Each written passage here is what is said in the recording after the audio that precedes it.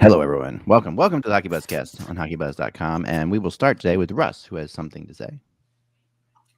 So let's talk about the salary cap in baseball because there is one. Everybody could act like there's no salary cap in baseball. There's just a luxury tax. But none of the big teams are willing to go over it anymore. There's very few. And it's an interesting thing because the Phillies had their press conference yesterday, and one of the things their GM proclaimed was payroll's not the problem. We got plenty of payroll. We're paying out a lot of money. Okay. But payroll was the problem because if you spent more money down the stretch, you'd have made the playoffs. But that's neither here nor there. The Mets and Yankees both said, "Oh, luxury tax isn't a problem. We'll go over it if we find the right player." Somehow they managed to make net sum deals and didn't go over it. Right. So fans wonder if their teams aren't willing to go the extra step to spend the money. Don't be shocked when these fan bases start to shrink in your market because people are already annoyed at 4-hour games like yesterday, which is 4 hours with the Cardinals-Dodgers game. Yeah, it was long. People are already getting annoyed that their teams are acting like they're spending as much money as they can when they can spend more and won't because they're looking at the bottom line. Baseball was not supposed to be just a business. If it were, it wouldn't have all the safeguards that they do from Congress and everything else. But it's turned into like a corporation, and that's another reason why things should be looked at with baseball because it's not being run fairly for the fans who always have to pay for the increases, but yet the teams don't want to spend that extra money, and that's bad. Well, and they were talking about this yesterday in the wake of the early exit by the Yankees. The CBA for Major League Baseball is expired on December 1st. Free agency begins in early to mid-November after the World Series. There could be, if there is a lockout, which they expect it to be, these teams could only have maybe 2 or 3 weeks to sign players before there's a freeze on signing, and then they don't know whether when the season will begin or when the off season will begin. So I don't think teams will sign players until they have an agreement. Excuse me, there may not be a luxury tax if in the new CBA, or it may be completely altered to not have a penalty if there is a certain threshold. So it could be a completely different landscape for these teams. Okay, let me ask you a question. So if they take away the imaginary line in the sand, do you expect the Yankees to spend more money? I don't think the Mets will go over their number. I think they have an in-house number already anyhow that they don't want to go over. I think that's what all these teams do, but they don't want to say what it is publicly because fans will get mad and people like me will report it. Do I think they'll spend more? I don't know. More than this year? More than this year? Yes, I think they would because under the old system, they got under the luxury tax, so it would free them to spend more. I think they're going to go out and spend for a big shortstop. That's what I think they're going to do. Yeah. But, not to bore everybody with baseball and Timothy in the chat, yes, their season did end early because they were supposed to win the World Series or at least get to the World Series. And if you spend $205 million, you better effing get to the World Series. That's why their season was a disappointment. But yeah, so I don't know. Baseball is screwed next year because I don't think they're going to play until at least June or July. I think there's going to be a long lockout. I think it's going to hurt the sport, but the players are emboldened. The owners want to whip them down, and both sides are not going to. It's going to be a long time before they agree. It's the same story since I was 15 years old, and they started having strikes. 81, and then you can just count down the line. 94. All these stoppages, all the 94 that killed the whole season. They've had a bunch of them. They managed to get like 10 years apiece, and now they're going to have more because, the other thing that's come up, and we've seen just little things about it, when they had the issue with the minor leagues, and they said, well, we're going to do all this so we could pay players more and make it better and make the games better and everything else. Players still aren't really getting paid more. There are players out there begging for more money in the minors. That's where at least I give the NHL credit, because AHL players, you could survive on that salary for the most part, unless you live on the West Coast. Then you do have to get 3 or 4 roommates because the West Coast is out of control. But in a lot of cities like Lehigh Valley, if you're getting paid 80 grand, you can get by. That's you fine. definitely can in Lehigh Valley. Yeah, in Lehigh Valley, you definitely can. I know I have a daughter who's living in Lehigh Valley right now. But baseball players, on the average, unless you're a bonus baby, don't get anywhere near that money. No, definitely not. And you know, and you're only as good as your minor leagues. I mean, quite often. I mean, really, honestly, the truth. And people, when people forget that, that's when it loses so much of its magic. You know, to me, like it really does. It just like you know, I watched the beginning of that baseball game last night, just for a little bit of it. You know, and, you know, just. But by the way, the guy with the giant ball head behind. Did you see that? Oh my God! It was so freaking crazy annoying. I tweeted that out. I says, "What is this? The Stay Puft Marshmallow Man was at Dodger Stadium." It was the strangest thing I've ever seen. I mean, it was just completely ridiculous. Like, what? I mean, you know what that is? I looked at it again, Mike. You sent it yesterday, and I didn't think of it. Could that be the Jack in the Box guy? Or Carl's Jr. Or it looks like the Jack in the Box guy. Looks like Jack in the Box, but I think it's more of like just a stupid. It was a lady who was wearing it. It was a woman, and then she took it off after the first inning. Maybe security. I have a feeling that the people around her had to be completely pissed off about it, because it's like, you know, if you're sitting behind that thing, how are you seeing? You know what I mean? Like when you watch, it's like the Bugs Bunny. Do you remember the Bugs Bunny one where he goes, "Excuse me, madam, can you please remove your chapeau?" It's like right, exactly. I mean, it's just wrong. I mean, these are people that are paying really good money, you know, in LA to be like 4 or 5 rows behind. But this is the craziness of the LA crowd.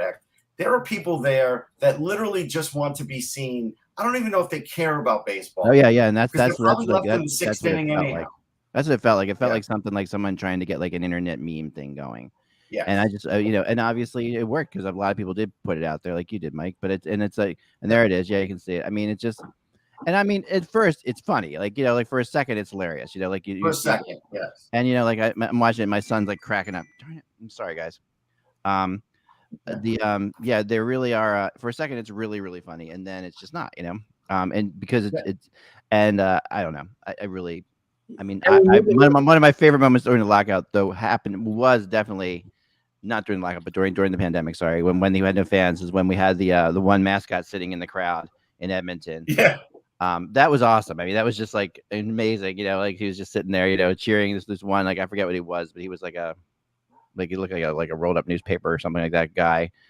I'm a big fan of like mascots in weird situations like that. So I don't know. That was good. That was really good.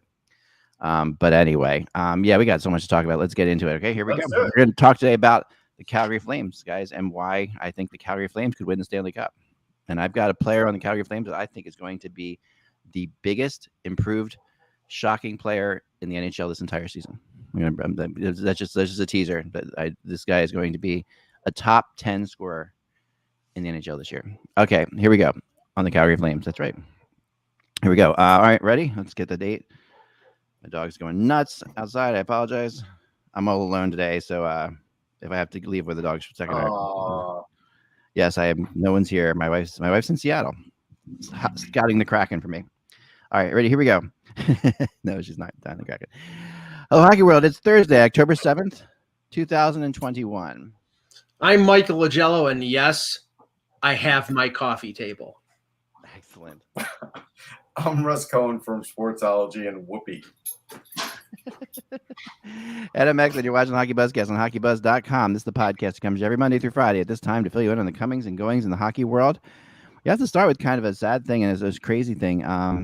Not crazy, but just like I don't know what emotions bring about it. I mean, so the Carey Price is surprising. I think it was surprising. Carey Price enters the NHLPA assistance program. This is a program obviously for people with different you know, issues with alcohol or substances or things like that. Yeah. And you know, mental health too. Yeah. Mental health. It can be a lot of different things, right? So it's not necessarily, you know, and it's nice that we don't really know what it is. I like the way the NHL does that. This is what Bobby Ryan went through, but remember before a couple years ago. And his wife, who you know, I just thought was really classy today, coming out. You know, that's the way to get ahead of the internet. You know, like just because the internet's evil, as we know, and this could have been very evil to Carey Price because it's Montreal, and there are people who love to be evil to Montreal, Mike. I was really it was really nice to see her just get out there and make a statement saying, hey, we're going through this, this is real, and we're behind Carey Price, and other people who go through stuff as well, like, have to know it's okay to ask for help. It's good for our kids to see it's okay to ask for help. I really just did she call him Carey Price? No, total respect for her, and the way she did it, and Carey for going into this situation, for this is an embarrassing situation for him. Obviously, the Olympics coming up too. That's another situation. That's another thing. It's never easy, and it I wish it weren't embarrassing when it happens, because it happens to people in real life every day, and nobody knows about it. Yeah. Maybe a few people at work, maybe a few family members. Yeah. I do think the one thing I'll say is, without knowing what it is, I think just the pandemic in general has pushed a lot of people out of their comfort zone to the edge, making the day-to-day situation a lot harder, whether you're a parent, schools, all these different things that come into play every day now have been like intensified 1,000 times. Like, there was no way, like, I'll just say it like this, and I'll say it in the third person. Like 3 years ago, Russ Cohen never thought it would be like this. Yeah. And you sort of had to just change almost overnight. You did, and it's difficult for people. It's a really difficult thing for people, and in a way, I think, I always tell people that I think people like us actually had it easier than most, because we already had a world that was not super scheduled out. A world that has we have to sort of, we don't just do the same things every day. We don't repeat the same things. We do this, but we do this, but this is what I like about this, honestly, is the fact that it is something that is scheduled out. But besides this, it's just like, we don't know when we're going to post our next story. We're looking for things. We're talking to people. We have the games that kind of tie us into schedules as well, but they can be very variable too. I think but for people who have like really, and a lot of athletes who are very much, even though they don't have maybe the schedule that a 9-to-5er has, athletes are incredibly addicted to routine, and they, especially top athletes, they just, the way you stay in shape like that is by being addicted to routine. Like, I've been told that many times, like, you go to the gym all the time, and that's part, if you don't go to the gym, you feel wrong, it feels wrong. So, okay, this is the thing. We don't know what this exactly is. We're not going to find out unless somebody does an expose and leaks it. So, and I'm fine with that. He deserves his privacy. His family deserves his privacy. This is the second instance in a calendar year, where a Montreal player has had a situation. Jonathan Drouin, obviously, at the end of last season with anxiety issues, couldn't play at the end of the regular season and through the playoffs. But I have to say this, and this is not being critical of Montreal for the sake of being critical. Montreal is a pressure cooker. It always has been. It always will be. You've had players before the last year, before COVID, that have had issues, that off the ice issues, that it has derailed their careers or derailed their career in Montreal. So I have to say that, yes, maybe the lack of routine, maybe the changes that have happened over the last 18 months were a factor with Drouin and were a factor with Price. But I also think it's possible that on top of the pressure cooker of Montreal is a factor in some of these players getting derailed. I'll buy that with Drouin, but I really don't buy that with Price, because Price. We don't know. We don't know what it is. Price is used to Montreal. Like, he's definitely been in Montreal long enough. Drouin was traded. They traded a really good player who went on to do really well for Drouin. Drouin's a French-Canadian kid who's under a lot of pressure. If you don't think Carey Price's pressure increased over the last couple of years with him being the highest paid goaltender in the NHL, especially in that market, especially when they, there's no question. It's one of the teams that is definitely one of the toughest markets. And I agree with you. And they've got two medias covering you all the time. That's the other thing. You have two complete medias, and the French and the American and the English speaking medias are covering you all the time. The other thing about this that, and I think this also has to be noted, that there are players that go into this program all the time in the summer that we don't know about. This has happened. But with Montreal, you can't hide it. You're not going to be able to sneak it under the radar. There are certain places that Well, are that's being because covered. so many of them live there all year round, and they're just that's being a big covered reason so why. intensely. Like, if a player from Carolina or Nashville or Florida goes into this situation program, or even Philadelphia, I mean, I know 2 players and 2 Flyers who've gone into this over the years. Well, I'm sure you do as well, Russ, that are like that, that it wasn't reported on, and it was just accepted that we weren't going to report on it, out of respect, and for some reason, it's different, of course, when you do it in the off season, because you do it in the off season, you can get away with it. Now, the issue with Price is, he's injured. Could they have just said he's injured? Yeah, but there's not, injured guys still are seen around the arena. He's not going to be seen around the arena. They had to talk about it. Can we put 2 and 2 together here, in the sense that when all the talk occurred about him potentially going to Seattle, could this have been, well, he needs to get out of Montreal because of the pressure and because of the certain situations? Maybe that was at the heart. I don't know if I could draw that conclusion. I mean, I thought about that too, Mike, but I think that I will say, that there is weirdness around his injury for sure. The injury that came up suddenly when it looked like Seattle might actually take him. That I think was weird, and I think that he definitely didn't want to go to Seattle. He did it as an unselfish move to try to keep Jake Allen here in Montreal. And he thought that it would be like that no one would ever go for it. And then the second it became obvious, well, you are Carey Price. Which now is a big deal that they have him. Yeah. And they're fortunate that they did pick up a backup goaltender with some NHL experience in Montembeault, because I imagine right now you'd be forcing Caden Primo with 4 or 5 games of NHL experience to be a backup. I mean, Jake Allen can't play every night. We do have Corrine. Corrine just texted me too. She's unable to come on the show today, unfortunately, but as I did talk to her earlier about this, but she did want to say that that Price's injuries and constant pain every day are hard on one's mental health, and that's true. I mean, that's the other thing too. Dealing with his pain is definitely an issue. I agree. And we don't know what the reason why he is in the NHL assistance program. I mean, it could be drugs, it could be mental health. I don't care. I just want him to get help. He needs it. That's what it's there for. What, and it should be kept private. But I have to say, without us knowing what it is, it leaves open so much room for speculation in terms of what exactly it is. So, of course, and that will be, and people will speculate with Montreal maybe more than they would other places. I agree that with that kind of thing. And that's why I really like what Angela Price did, today, by putting that out there, because it kind of shuts everybody up, and it's hard to shut up the internet. And I really respect people who understand how to shut up the internet, because it's so easy. Nothing shuts up the internet. Nothing shuts up the internet completely. Yeah. But it does make anyone who now is saying bad things about Carey Price on the internet look like a bit more of a jerk. Like an asshole. More of a jerk than they were before, and that doesn't, I'm not going to say that stops people, because some people just don't mind being jerks. But, we've seen that the internet, I've talked to people about it.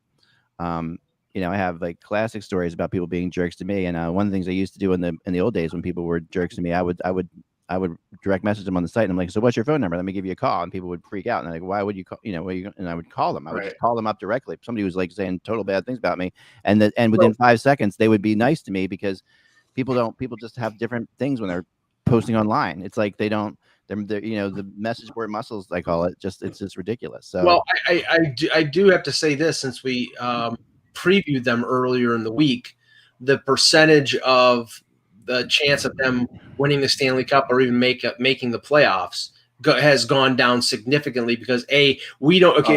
Say it's 30 days. Say it's 30 days and he's back. Right. Getting through the month of October and early November without Price, that's a challenge. If it's longer in that division, they're in trouble.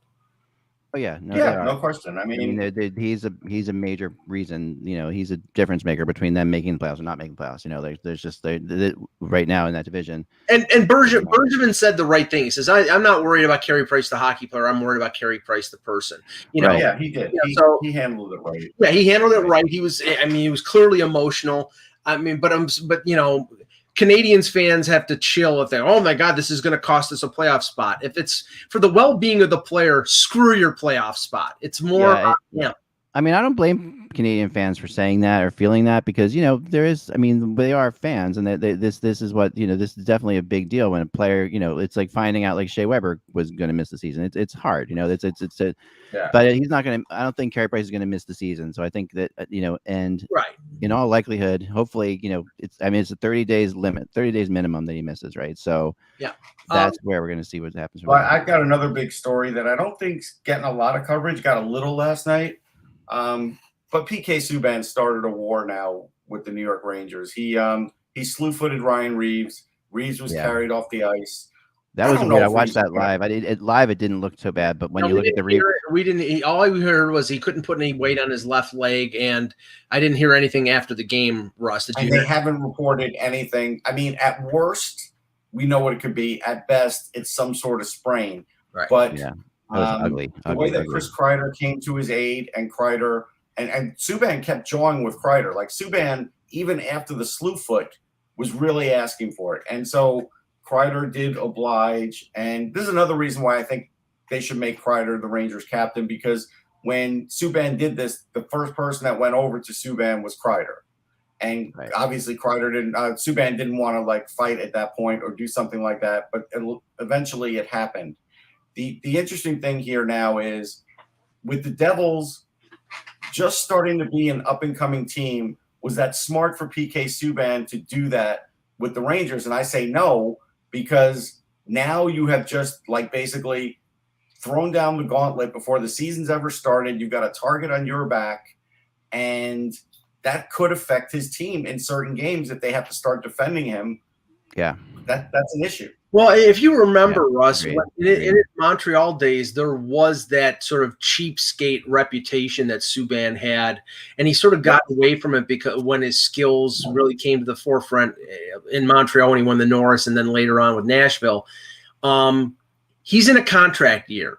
He's not going to make $9 million going forward. I know that you said that he looked better. He looked quicker in the games. That he does look a little better. So maybe right now he's doing almost absolutely anything that he can do to extend his career, and maybe that cheapskate-ish quality of his.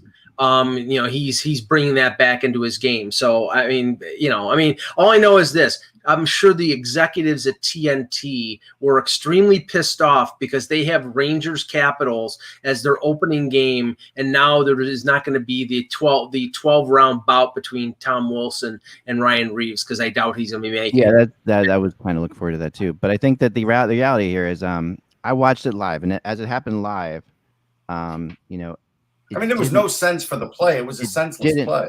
It did, but it didn't. I mean, honestly, I didn't think it was a cheap play at the time. And when you see it in replay, but when you slow it down, that's how good he is at doing it. When you look at it after, you realize after watching it once or twice what he was up to. Well, I think he got tied up with a really strong player. Like when Subban gets in that situation, he realizes he's up against Reeves, so he picks up. He realizes he's going to get killed or kill. It's kind of like that kind of thing. And then down. If you watched it live, you could hear Subban yelling, "Whistle, whistle, whistle!" Like Subban was yelling for them to stop the play because he knew Reeves was hurt. I don't think he knew Reeves was hurt because he did it. But I don't think he intended. Why didn't he say after the game it was a mistake? Then he didn't. Well, it's a mistake. Of course, it's a mistake. But because he says he ended up hurting him. But I think it was it's a mistake whenever and that's just the way PK is. But you could say at your press conference, did we hear any quotes from PK Subban? I haven't seen anything that said, "Hey, I'm sorry, Ryan Reeves got hurt. That was not intentional." Yeah, Corey Perry came out after the incident with John Tavares in the playoffs last year and said, I know John, I'm friends with him. We played, we both won tonight. He says, obviously he didn't do it on purpose. And he said, it was an accident. It made me sick to my stomach. All the right things to say. And it was true because I don't think he did do it on purpose, even though Corey Perry has a reputation. PK, I watched it 5 times. I thought he did it on purpose. I think he should get suspended, but he's probably not going to be because it's a preseason game. I don't think it's a preseason game. I just don't think it's that obvious. I mean, it looks to me like I don't know. To me, I saw it as a battle between, and Subban knows he's not as strong as as Reeves is anymore. Well, right. But think about what you're saying. He knows he's going into a corner with Ryan Reeves, and he knows that he's not as strong as him. So what does he do? He undercuts him. He does that purposefully because he knows he can't beat him mano a mano in a strength battle in the corner. I don't know I don't know. Listen, you can interpret it anyway. Didn't think it was on purpose. Gerard Gallant said he didn't think it was malicious. It really didn't look malicious, and Subban's reaction right after it happened was real concern, like not like not like I got you type thing, like he stayed right with Reeves. He stayed with Reeves until his other players got there, even helping him. He's not going to stand over him or step over him like an NFL player. No, it was legitimate. Reeves is legit. I mean, it was legitimate. Subban was legitimately upset and worried about him. Well, it was. I mean, I there's no way of. I really. No way of knowing. Yes, I got the impression that it was done on purpose.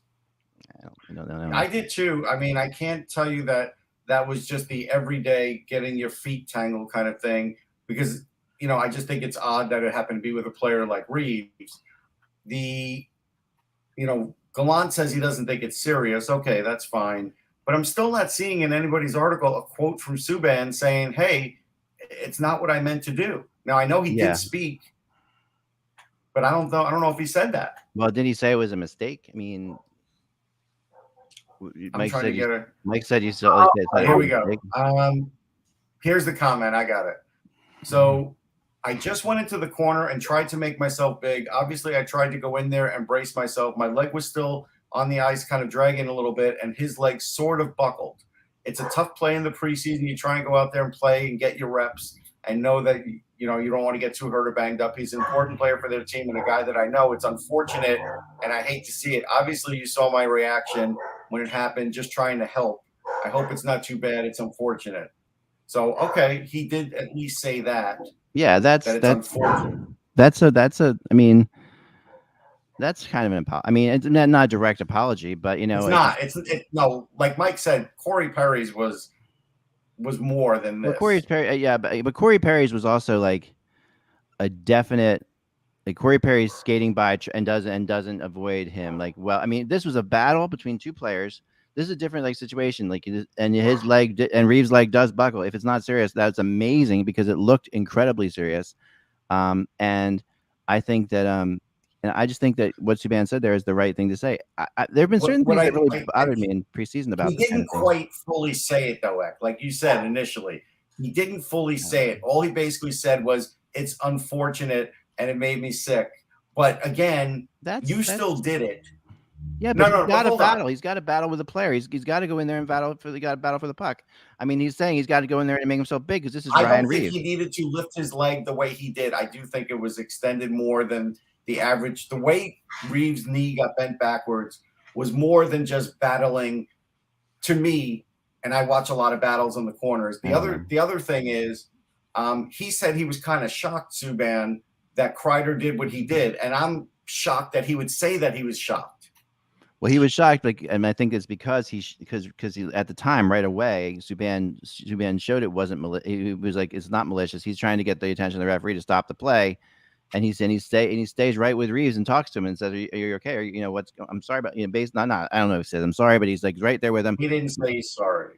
Well, whatever he said at the time to Reeves, we don't know, but he looked like he was really very, very sorry about that it happened, and he's talking, and he really was talking to Reeves. I hope you're okay. I hope you're okay. That kind of, and I just think it was a battle. I don't know, and it's one of those things in slow motion looks a lot worse than it does for sure. See, here's the weird thing too. Then later he says, "I think you guys knew that wasn't my intent. Maybe it's a difficult situation. Maybe." Yeah, I don't think. That's the hockey akin to if I upset anybody, I apologize. That's not an apology. Exactly. That's exactly what it is. It's not. I mean, I'll give you that. He's not very good at apologizing. No.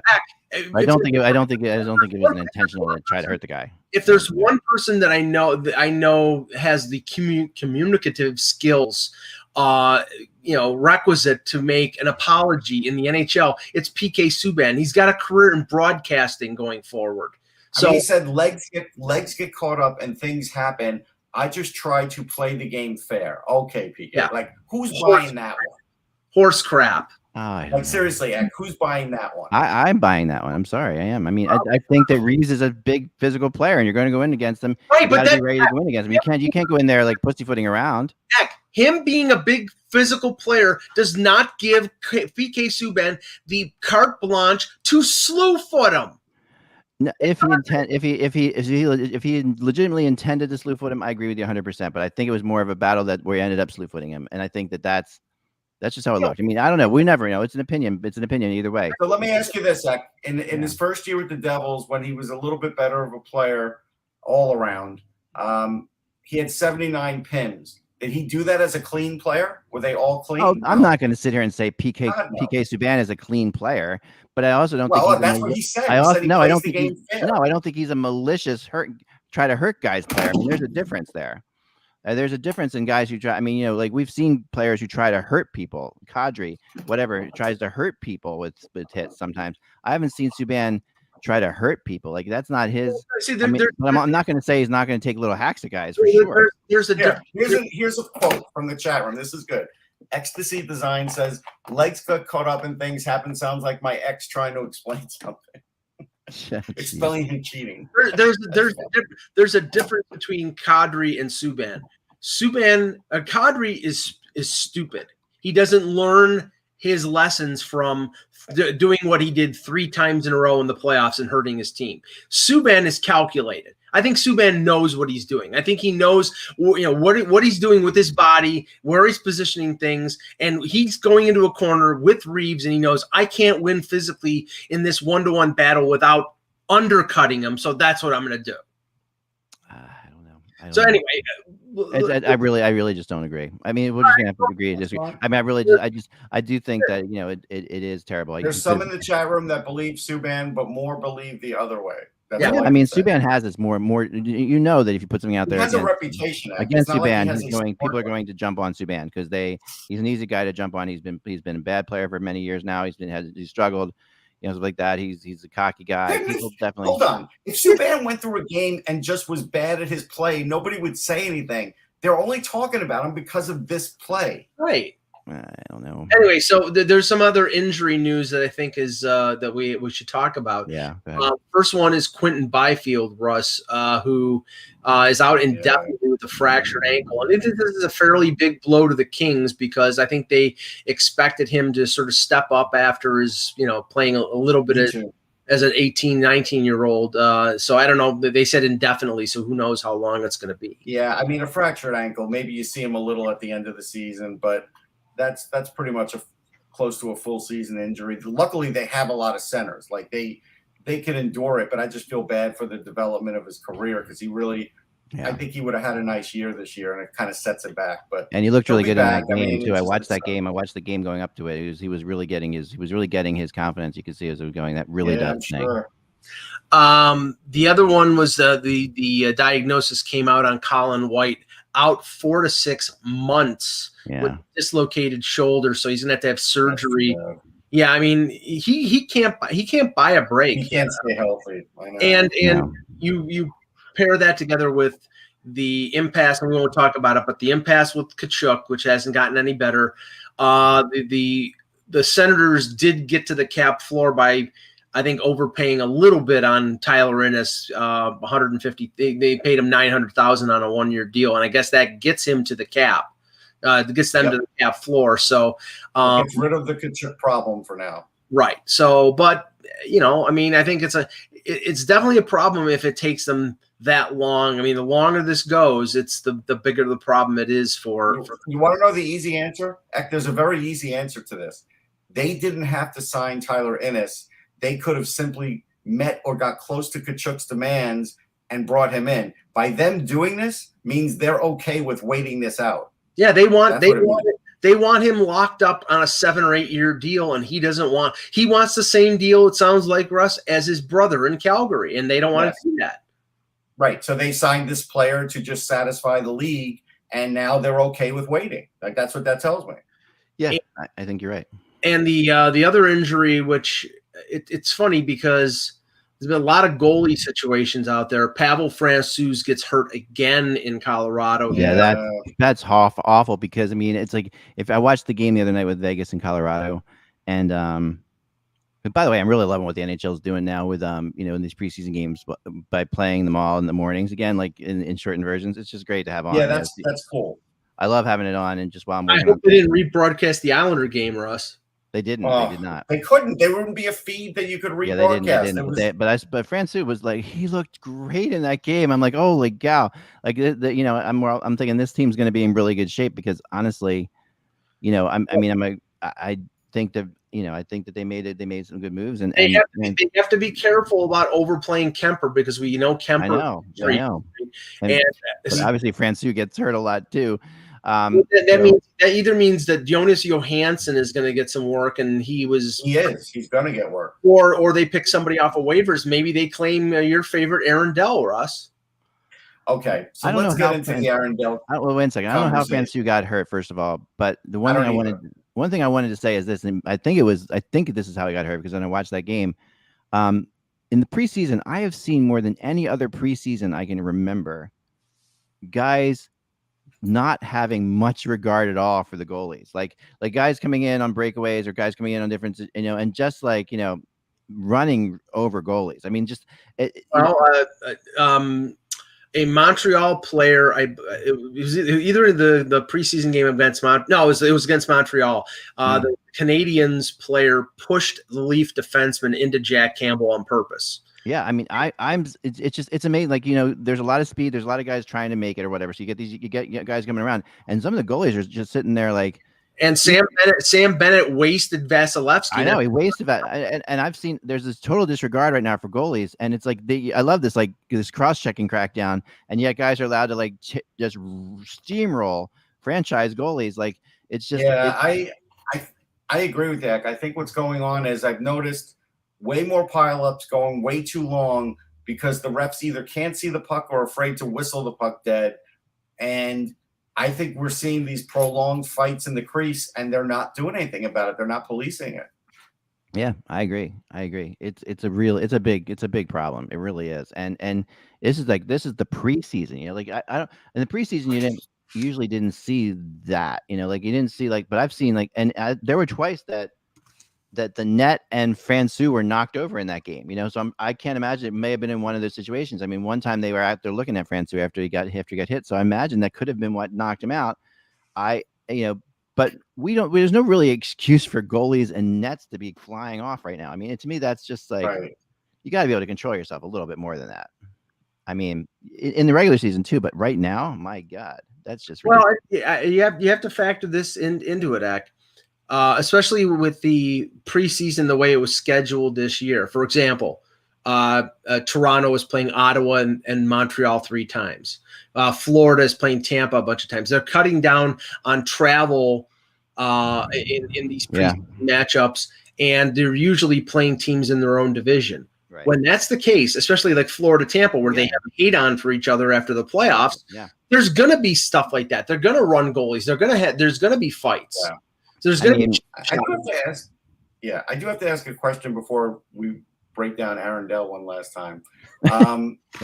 Why do people think that Pierre Maguire has something to do with these negotiations in Ottawa when he's been signed to be a player development guy, which has nothing to do with contracts and nothing to do with the NHL players? Why do people think this? Because Pierre is easy to hate, and that's the focus. This has nothing to do with Pierre. It has to do with Pierre Dorian and Eugene Melnyk, and it has to do with the Kachucks and their, I think, suspicion of the direction of the Ottawa Senators organization. They don't feel comfortable marrying themselves to that team for 8 years. They're saying we're skeptical. Okay, we'll take 3 years and we'll see where it goes. And after 3 years, if they're still a crap hole organization, then he's going to say, "Get me the hell out of here." Yeah, no, I agree. I mean, I don't think that he's easy to hate, Mike. I think it's much more along the lines of, and I mean, there are definitely people who he is like one of those, you either hate him or love him type guys, but he's definitely a, that kind of, powder keg type person, but as far as the NHL goes. But really, I think the big thing when I talk to Ottawa people who have asked me about it, because I get people who say, "Yeah, where is he?" And I've said the same thing you said, Russ. But they're all the thing about him, at least he always had an opinion, And the problem with Ottawa is that they don't communicate well with their fans at all in the first place. There's no they're mad at Dorian doesn't, obviously Melnick doesn't. I mean, so it's like when you sit there and everybody kind of expected, well, at least Pierre will go in there and he'll kind of tell us what's going on a little bit, and he of course can't because he can't say anything. And I think that's coming off weird to people with him right now. That's why it's maybe okay. Odd. That's fair. So let's talk about Arundel. 2 years ago, I said he couldn't play. He still can't play. And now it's been decided once again he can't play. Eck, please defend him. Go ahead. I'm not going to offend Arundel. I mean, I think his time is up. Yeah, I agree with you. I'm not. Okay. I mean, I'm because last year you were kind of iffy. You were like on the fence. There are times when I've been impressed with Arundel. He has had some good games in the NHL. I'm more of a Grice guy than. No, this was years ago, 3-4 years ago. Sure. Yeah, but I'm saying that like sometimes people get confused. Like Thomas Grice, I think is really pretty good, but I think that Arundel, I don't buy that. Okay. I don't buy it. All right, let's get into the Calgary Flames, okay? Because the Calgary Flames are a fascinating team, and I'm going to reveal to you today, if you haven't done your draft yet, your hockey draft yet, the guy you should be drafting, because the guy I think is going to have the biggest uptick in points from last year, and just points per game, if you want to call it, because everyone's going to have an uptick in points, but points per game that we haven't seen. The guy who I think is incredibly potent. But let's start with so this team basically they lost some key players, of course, in the off. They lost Giordano, which is enormous. He was their captain. He was the defensive stalwart. That definitely does hurt. I like the addition of Blake Coleman a lot because he gives them somebody, again, he gives them a little more grit, a little more. I mean, not that this is a team that lacks grit, because they're. If you watch the Jets Calgary game last night, that was like a regular season physical game. Well, you have to remember here, Eck, this is a Daryl Sutter team, and the moves that they made for season were conducive to Daryl, what Daryl Sutter wants to bring. Definitely, Eric Branson, same. This is definitely one of these. This is a Trevor Lewis. Yeah. Obviously, Zadorov. I think they picked up some really interesting players, and I love Sutter as a coach. Obviously he's going to make them better. He does come in. He does make an impact right away. Like it or don't like it. You are cashing in some chips when you bring in Sutter. He is going to make moves that are going to show players as they are.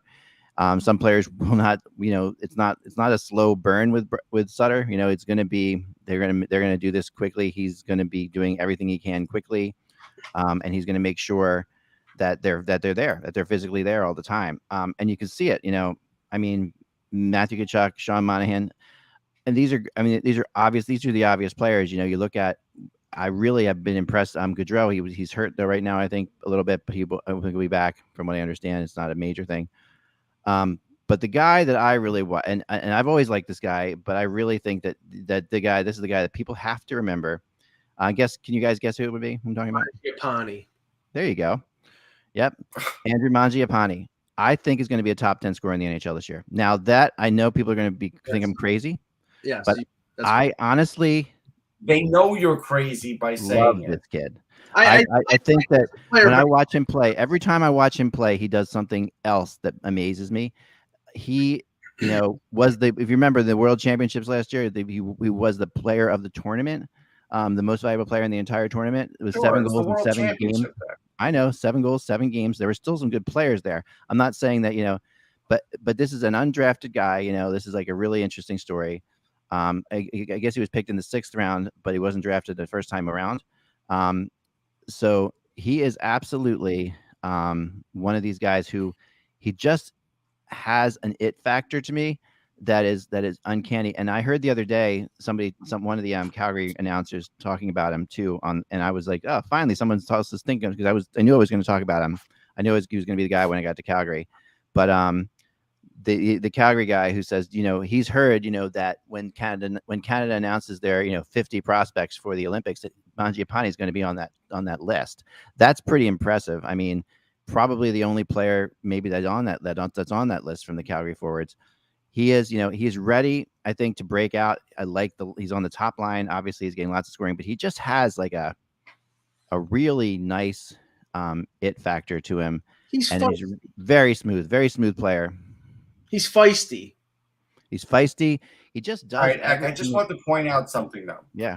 If he were to be in the top 10, and we can't count last year because it's a short season, so we'll count 2 years ago.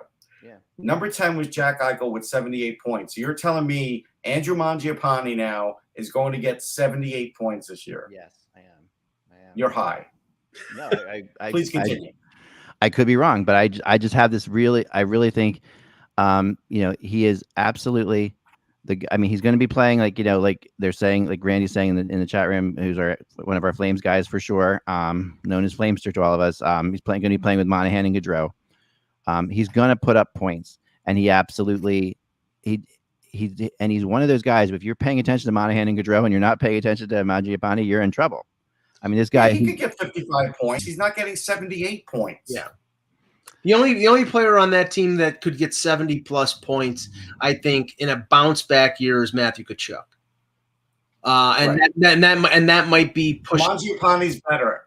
Just listen to that. Go ahead. No, I think raw offensive skill, he is better. And I'm not saying now. Listen, I'm not saying I'd rather have Tkachuk for a lot of reasons. Okay, I'm just talking about points. Just talking about points. We'll see. And I knew people would think I was crazy. And believe me, it's not like, I'm Mr. Outlier. You watch the kid play. I mean, when you walk out on a ledge and people are going to think you're going to jump, it's going to appear crazy. Of course, people were going to think it was crazy. I mean, don't get me wrong, Ek. I like him as a player. He's a really good player. Yeah, he's entertaining. He's feisty. He's an overachiever. But at a certain point, okay, Randy, please, Flamester, I love you, man, but no, you're. We don't see Calgary enough, guys. We don't see. I saw Calgary 9 times. On the red licorice. I saw them 9 times last year, so I saw them. Okay. And I like Mangiapane as a player. That doesn't mean he's going to lead the Flames in scoring and beat out like guys like Patrick Kane in the scoring race. Come on, top 10. I mean, I'm not saying he's going to beat out Patrick. Like Kane. 2 years, like in 2019-20, Jonathan Huberdeau had 78 points. So now Andrew Mangiapane will have more points than that. Yeah, I know. Listen. I know it doesn't. Every year we see players do this kind of thing. Like a player progresses. There's always one player in the NHL who does something that was beyond what we all thought, and we all would laugh at the person for saying it right now. That not was in the top 10. Not in the top 10. No. I'll tell you. It's the same guys. Hold on. Let me read you a list from 1920. Draisaitl, McDavid, Pasternak, Panarin, McKinnon, Marchand, Kucherov, Kane, Matthews, actually year 1920. I thought you were going to start from there. I'm like, this will take a no, while. But these are the same guys. They're the same guys. I know. Is there anybody in there that's surprising? No. Last year, I mean, and this is the other thing too. Like, I mean, these shortened seasons are different. Okay, so but 82 games. I think that a couple of those guys get hurt, a couple of those guys miss a bunch of games.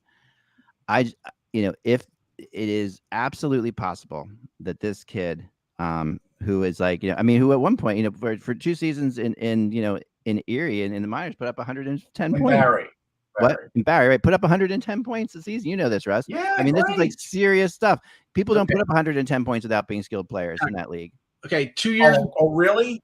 Really? Like Alexander Daig or everyone's Pavel Daig is Pavel Brendel, who put up like 140 something points. You're picking the 2 biggest busts of all time. But I mean, it does happen. But most of the guys, the percentage of 100-point guys in that league that do well in the NHL. Danny Rusin had like 120 points. Yeah, Russ, but there's a lot do of more them, guys with 100+ points do well in the lose NHL? My voice over this. Do more players with 100+ points in the OHL do well in the NHL, or do they do badly? There's been a number of them that there's busts always, but more of them do pretty damn well. There's been a number of them that have basically made a blip on the NHL screen. So that doesn't translate. I mean, there are great players who had 100 points, and there are players that never did a thing that earned 100 points. Now, this is the thing. Okay, 2 years ago, he had 32 points in 68 games. That's under 0.5 points per game. Last year, he had the same amount, 32 points in 56 games.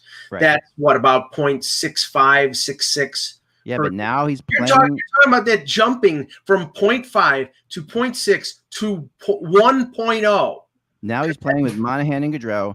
Now he's playing for Sutter, who loves him. Sutter loves him. It makes a difference if the coach loves you when you're as far as your point totals go.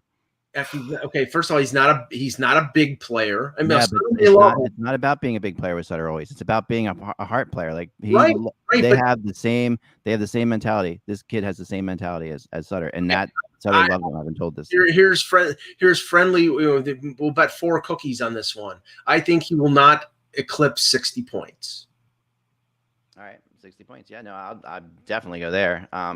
Because I think 70, 75 points maybe. Somewhere in that range. Sutter loved Jeff Carter, but he never got over 65. He never got over 67 points during his era with the Kings even when he was healthy for like 3 years of it. It's always good to bring up Jeff Carter as an example of character, Russ. I mean, that's like because he played under Sutter and he had 32 goals for I know, Sutter. but Mangiapane's going to rack up. You're expecting Mangiapane now to either get 35 goals or like 50-something assists. Yep. To get that kind of point total. Yeah, I think the goals will be higher, but I think than the assists. I mean, I think if I was to lean more towards like it would be like a 35 goal thing, yeah, something like that. I mean, that's just listen. Well, okay, look, so he's my guy, and he is going to be. And the other subtle move that they made. Okay, Markstrom is a great. I think Markstrom's going to be back. I think Markstrom's going to be back in full. I really think that's Markstrom's fine. I don't disagree with that. And the picking up Darth Vader, as I like to call him, he's a really good backup. Like this is the guy he's excellent. He's terrific. He is really good, right? I mean, he's just. I mean, watching him play. Whenever I've seen him play, I've been super impressed. Last night against Winnipeg, he was really outstanding. Like he just looks like he's a starting goalie in the NHL. So when you have 2 goalies like that, that is huge. I mean, that they have 2 guys out there who can absolutely. And in that division, which is weak, as we know. Well, let's say this: they're going to need Vladar to play probably, I would say, 25 to 30 games.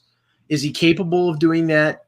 Based on what we've seen of him in limited amounts with the Bruins, I think he might be capable of that. But I think it's going to be a good stretch in the AHL too. He was a solid AHL goalie too at a young age. Yeah. Well, what's really going to be important for this team, I think, and they're not winning the Stanley Cup, but could they make the playoffs in that week? Okay, first of all, they're in a pathetically weak division, the worst division in the NHL, the Pacific.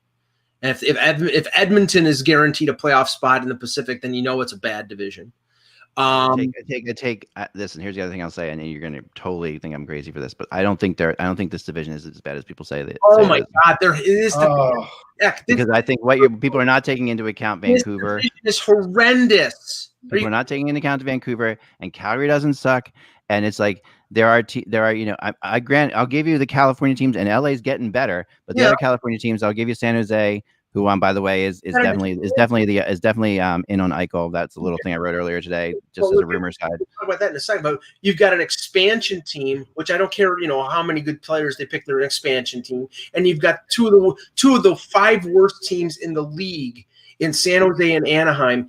LA is up and coming, but they just lost Byfield, and that's going to hurt them a little bit. A little. Calgary's got flies on them. Edmonton's got flies on them. The only really solid team in this division is Vegas. Vancouver, I think, is improved. So I think you're probably talking about any combination of Vegas, Edmonton, and Vancouver, with Calgary challenging for a wild card spot. I think the big thing for them is getting bounce back years from Tkachuk, Monahan, Gaudreau, which is a lot to ask for. Every team has to have a bounce back year. Blake Coleman and Mangiapane, they've got us. Their top 6 isn't awful. Okay, you want to talk about their awful defense, or do you want us to do it? They lost their. I don't care if he was 37 years old. They lost. I'll give you that, Russ. In 2 consecutive years, they lost their best defenseman. They lost TJ Brody last year. I know that was a love-hate thing with Calgary. For sure. He played great in Toronto last year, and they lost Giordano in the expansion draft. Now your number 1 defenseman is what, Noah No, Hannafin? it's listed as him, but no, I mean, I think at the end of the day, believe it or not, I think one of their top 2 defensemen by the end of the season will be Valimaki, who I think is actually No, picking up. Valimaki's terrific. I don't And disagree he's with that. listed as their 5th or 6th defenseman right now, but I don't see that being the way it goes. What I'm saying is, as is currently constituted, their defense might be a problem. They have 3 good defensemen, 3 dependable ones. We don't know. Gabranson is a bottom pairing guy at best. Now, Russ, He's definitely a bottom pairing guy. He's a solid bottom pairing guy. I don't think he's a bottom pairing guy at best. I think he's a solid bottom pairing guy. He's a bottom pairing guy, but he's a solid bottom pairing guy. But Russ, the 2 guys. I mean, one is Valimaki. I know Jeff Merrick talked about him on his show on Sports. Jeff Merrick show. Did not hear that. No. He talked about Oliver Shillington, who he said is having a great camp right now, and has always been a really good skater. And if you pair him with somebody that fits his skill set, that he could have a really big year. So if he could, I don't think he's going to have a big point year. I don't see him as an offensive defenseman. He'll add some points, but he is a good puck mover and he is a really good skater. So there's definitely room for him in this league. But when next I'm talking about the cup thing, I'll talk about a couple of their prospects. No, I'm pretty much done, Russ. I mean, that is my. I mean, I think Gabranson is a solid. They're not making the playoffs in my estimation. Well, Russ, we did talk about Calgary's prospects before. Zary and the I can't remember the other one, but we already. I'll bring up. All right, go ahead. Go I don't think I brought up Jeremy Poirier. I want to bring him up for a reason. That's I spoke when I was in Pittsburgh. I spoke to a scout, right, and I said, I like Jeremy Poirier. And what the scout said to me, I said, but I felt like he got unfairly pigeonholed for being a terrific offensive defenseman, terrific skater, but not being great defensively, right? And, the scout, what they basically said to me was, there's an old saying where, tell me what you do great, don't talk about the other stuff, because it's what a guy does great that will actually get him to the NHL. Yeah. And it's true. It's like we could talk all day about the negatives about Keith Yandel, but it's still those few positives that keep him in the NHL. And Jeremy Poirier is the same way. And I'm not saying he's Keith Yandel, but I'm saying he's got really good offensive ability, really good speed, can run a power play. And so based on that, I think he has an excellent chance of making the NHL. Will he ever be a good 200-foot player? No. But I think teams sort of gave up on him because they were like, we just don't want to deal with another guy that we have to sort of make better defensively. And I think Calgary took on the challenge. And I think while it may take another 2 to 3 years, I think it'll be worth it because, again, in the end, you spend most on offensive defensemen who could put the puck in the net and score some points.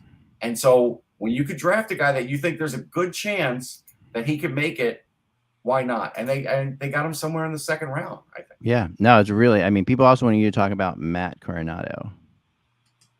Oh, yeah, Coronado. Coronado, again, early in the year last year, I was trying to talk to people about Coronado, just people who like prospects, and they didn't want to hear. Actually, they got Poirier 72nd overall, so even better. Okay, They didn't want to talk about Coronado. They're like, whatever, right? It was the same thing as Provorov years ago. And then, middle of the season, I'm like, hey, this kid Coronado still leading the USHL. I spoke to him a few weeks ago. The kid's got a lot going for him. And it was like, yeah, there's something there. Yeah. And then by the end, about 2 weeks before the draft, a scout tells me, I love the fact that he has great work ethic and he's got an engine that never stops. And he is a really good skater and he's got a great shot. And the fact that he told me he's just as comfortable on the left side or the right side does give him a better chance than some others to make it to the NHL because it's, we always say, play one of the wings. It's not the easiest transition. If you're if you're a right winger, but you never played left wing, it is kind of a shock to play left wing. I mean, we've seen guys that have tried to play that position and the angle and the way you have to play off the wall. Oh, yeah. It's not the easiest thing. To me, it's a lot easier to play right wing. That to me is not as big of a deal. So the fact that Coronado can do it either side gives a lot of flexibility down the road for what he might be. And I do think he can be a second or third liner, second if everything clicks right. And so far, things are going well for him. And he's going to be playing for Harvard, and that's good. And he does care about his education. So it could take a little longer, because I would think he's going to go the 2 years, and maybe he'll do that 2-year accelerated thing in the summer. You know how everybody does it, and they get within like one semester. Yeah, and I'd love to try to do that at Harvard. I know. That can't be but you know how guys do that, and then they go back and they finish off one summer. They just finish it off. He'll probably try and do something like that. Accelerated program at Harvard. Just to mix this in, because you were asking previously about what we think the percentages will be of teams. 538, the Nate Silver website that does a lot of political stuff, but also now is mixed into probability for sports. They have the Calgary Flames as a 54% likelihood to make the playoffs and a 2% likelihood to win the Stanley Cup. No, they're doing our thing. Interesting. So they still are good. Our thing. Yeah. So what are your? I would give 54%. Yeah, I would say about 50. I would say 47. Like, that's what I'm comfortable with. And I don't think they have any chance of winning the cup. I'd say 1%. That's 100 to 1 chance. Yeah, I would say 44% chance to make the playoffs. But I think that I would say I would give them 2% chance. Let's just say this: I can't wait to watch Flames Oilers, because those teams truly hate each other. No, they do hate each other, and I do think, though, you have to really this division is getting ripped apart so much. Everyone's like, oh, this is the worst division in hockey, because only 2 teams made the playoffs last year from this division, right? That's what everybody's talking about. Because the divisions were different, obviously, so only 2 teams in this division made the playoffs. But that's because a couple teams had really off years last year, and I mean, I don't think there's any way Vancouver's not making the playoffs. I think the three top teams in this division are all set, and I think that the battle here gets, because I really think it's Vancouver, Edmonton, and Vegas, and after that, I think it gets it's not going to be easy between Calgary and LA. I honestly think that both of those teams have the ability to do something here. I really do. I think Vancouver has a better chance of making the playoffs than Edmonton. I'm really sour on Edmonton in terms of their goaltending and their defense. I wouldn't say that yet. No, I'm not ready for that. I like some of the moves Edmonton made, and in the preseason, Edmonton's looked pretty good with those moves. I think that they did some smart things. I think they're in the right direction. I can give one answer and answer 2 things in the chat room. I do like Coronado's skating. Obviously, I did talk about him being fast, and I think 3 to 4 years. I think that's what we're looking at for him to get to the NHL. Somebody texted me. Answer this question real fast. They texted me this question. Are we surprised that Morgan Frost was sent down? This is a big thing, I talked just yesterday about this, how I thought Morgan Frost was going to be a big factor. I was surprised. I'll tell you why.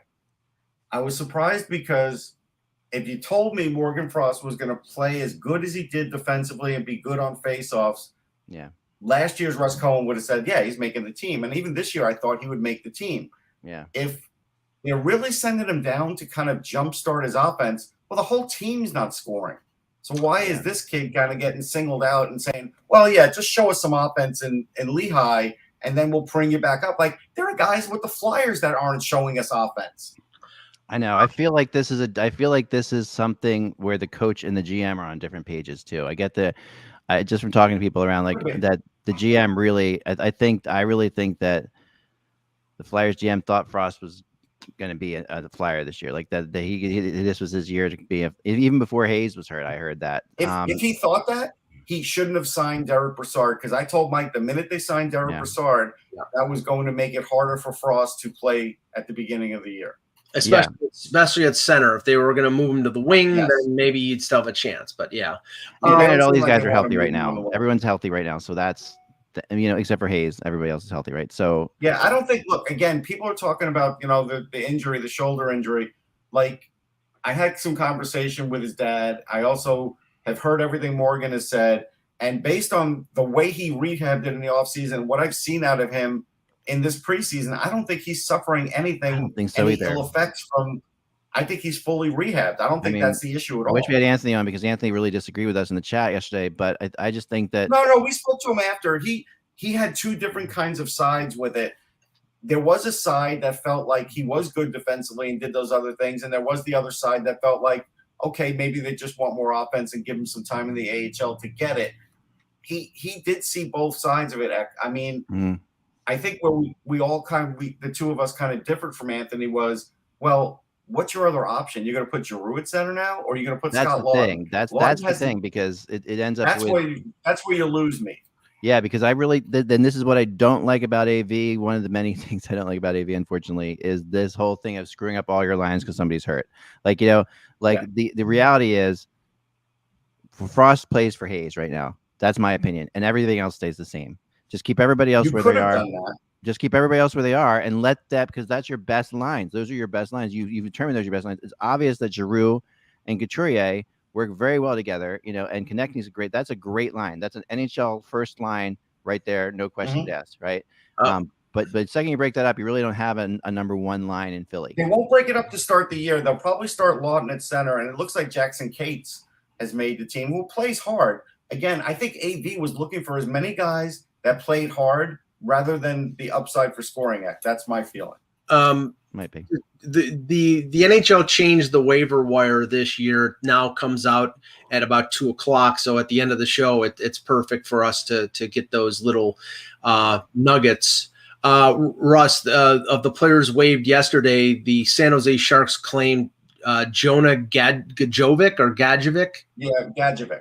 Yeah, who, if you look at it, he scored 15 goals in 19 games with Utica last year. I know the AHL stats are skewed because the goaltending was terrible, but still almost scoring at a goal per game pace, even in the American Hockey. He's not a great skater. He's not a great skater. He's good around the net, and he has some toughness, but he's not a great skater. I think that's why. So, he'll get a shot with San Jose, it looks like. And to answer Funky, if Nate Thompson plays 20 minutes a night, the Flyers are not a playoff team. No, I agree with that. No, I just, they think that they need scoring. Like, and the reality is, like, Russ, I'm with you, that they just need scoring, and he is a scorer. You need potential for scoring, even if it doesn't happen.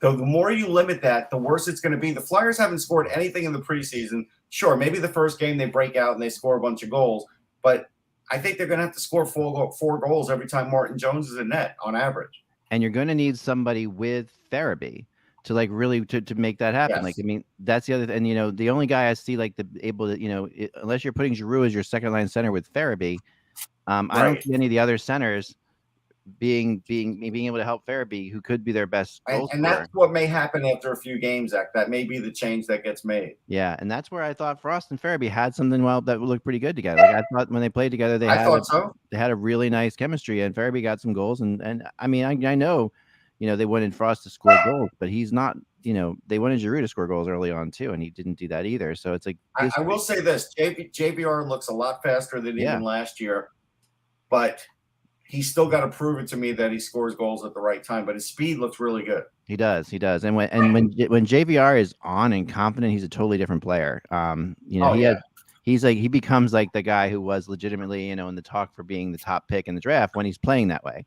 When he plays that way, but he doesn't always play that way. But when he does, and he's kind of reminds me of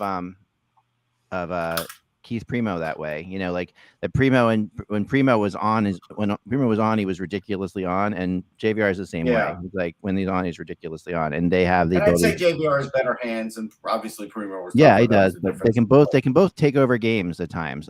If they want, if they're on, but they're not often on. Or for long stretches of time. I really want JVR to succeed, and I think he feels like he got a new lease on life, because I think he really fully thought he was going to be in Seattle. I think you're right, and I think that him being back here, it just gives him a chance, because he's been moved around a lot the last few years, and I think he likes it in Philly. I think that's a place where he feels comfortable. This first, the team that picked him in the beginning.